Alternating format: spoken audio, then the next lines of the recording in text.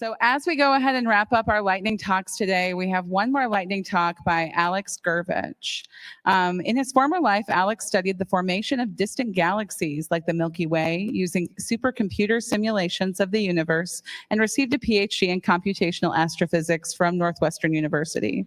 During his PhD, he had the opportunity as an NSF graduate fellow to develop an interactive browser-based point cloud visualization tool called Firefly, which led him to realize he was more interested in building software to visualize data than he was to remaining in academia. You're not still here at Northwestern. Now he creates interactive web visualizations of climate data as a member of NASA Goddard Scientific Visualization Studio and serves as the technical lead of Earth.gov, the virtual home of NASA's Earth Information Center. Alex, the floor is yours.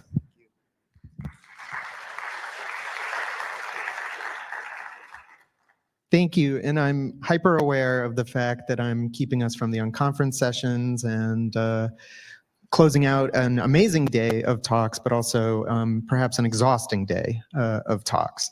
So I hope this can be a bit of a palate cleanser. I'll try and go through it, and what I'd like to do is share some of the work that our group at NASA has been doing to communicate climate data through what is essentially a museum exhibit in the lobby of NASA headquarters called the Earth Information Center.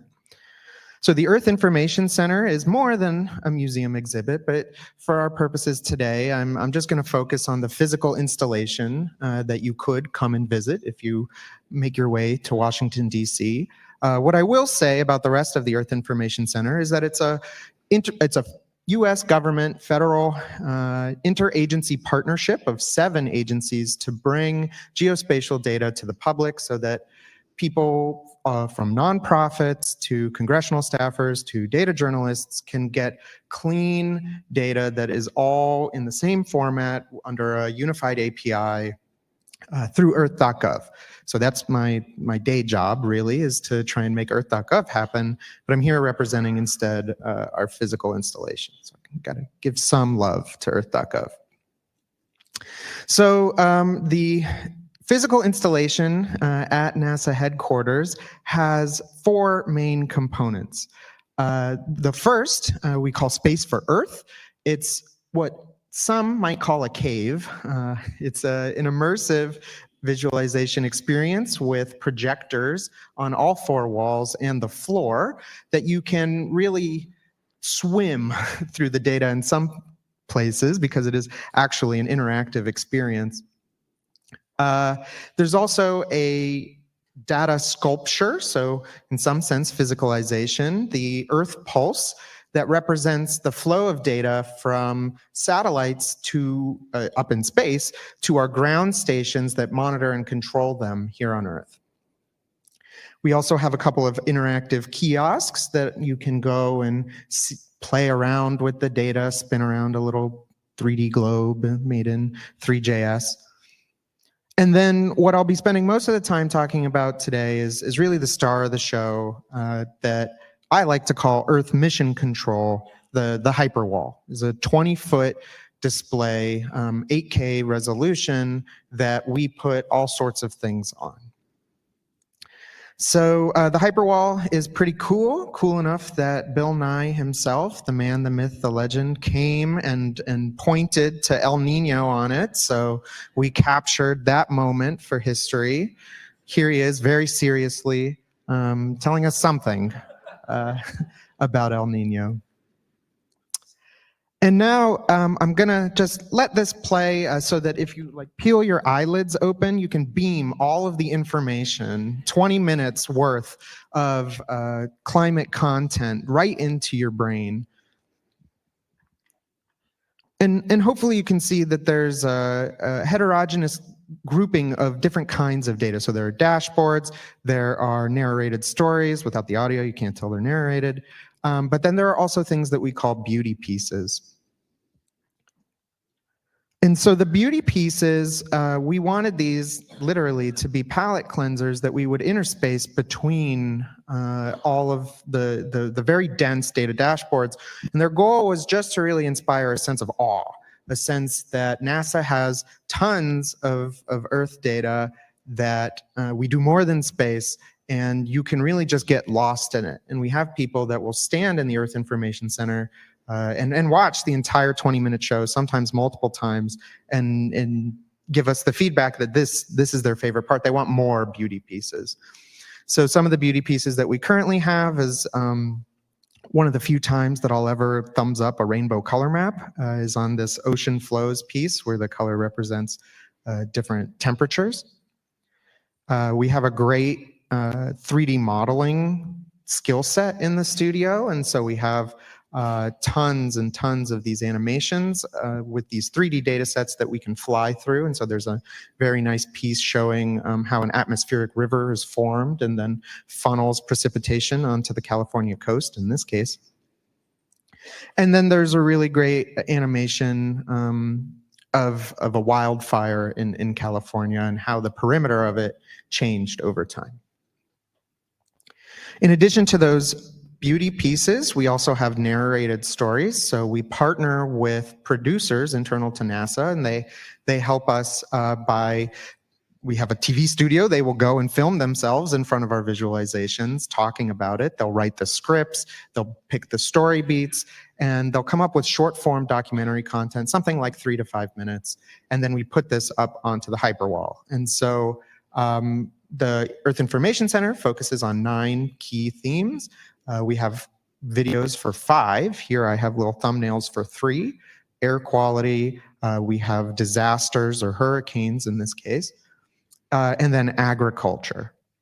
The agriculture one in particular is very interesting, shows how NASA satellite data can help inform farmers where and when they need to irrigate their crops by using remote sensing capabilities to measure the levels of aquifers and groundwater reserves.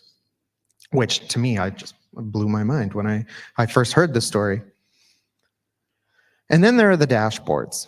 So the dashboards are really where we spend the most of our time trying to curate this content so that people who visit NASA headquarters can leave with a concept that NASA has some idea of how the Earth is changing. We don't just put people into space, but actually we have a 50-year history of Earth observation. And so there are a couple different elements that you'll see on some of the dashboards that I'll flip through. There's your standard chart.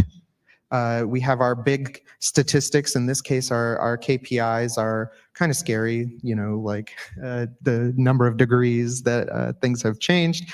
And they're the size of your head when you go and visit. So it really just gets in your face.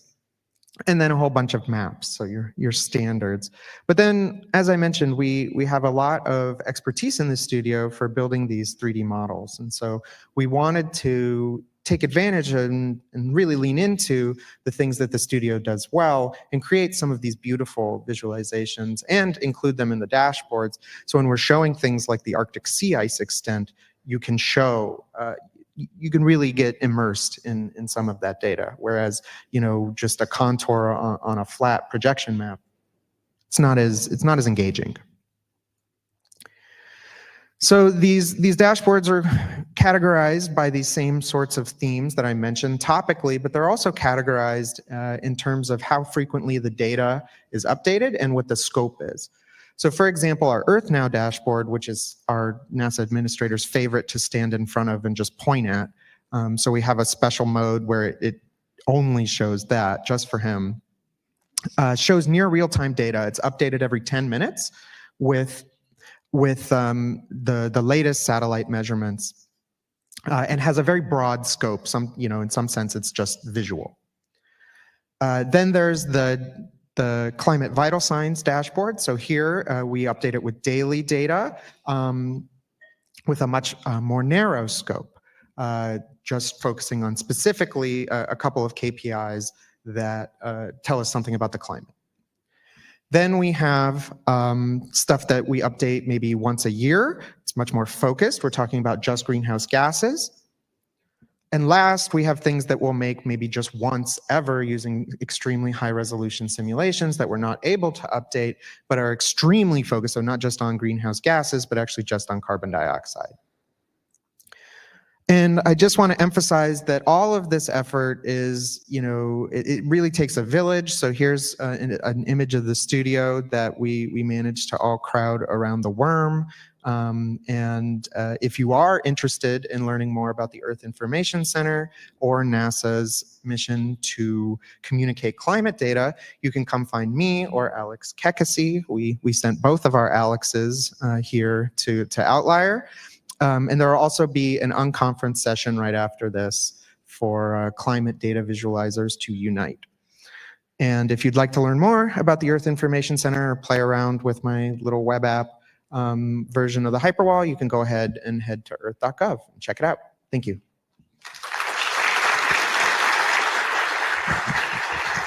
Thanks, Alex.